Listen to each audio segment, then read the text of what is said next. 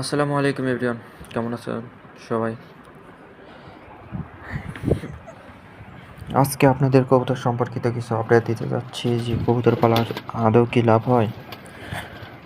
আমার মনে হয় যে রানীক্ষেত ভ্যাকসিন এবং 3 মাস পর পর কৃমি টেস্ট করালে এবং যদি কবুতরের ঘরটা পরিষ্কার পরিচ্ছন্ন থাকে তাহলে তেমন কোনো অসুস্থ হয় না এবং লাভ হবে আশা করা যায়।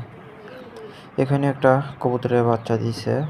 একটা বাচ্চা দিলে কবুতর একটু বেশি মোটা তাজা হয় 2টা বাচ্চার থেকে, এবং আরও বেশ কিছু বাচ্চা দিছে এবং ডিম দিছে কবুতর।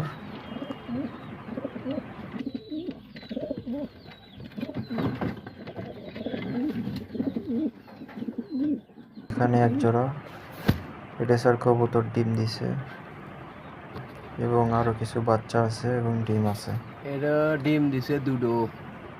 নেক্সট ভিডিওতে তারপরে যে একটা রানীক্ষেত বাচ্চা ভ্যাকসিন দিছে, কীভাবে করা হয় এবং ক্রিমিটোজ কীভাবে করা হয় সেই বিষয়ে কিছু আপডেট দিব একটা ভিডিও করে।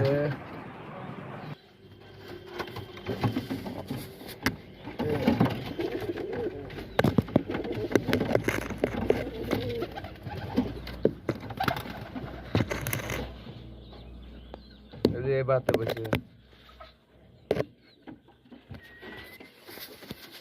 আরে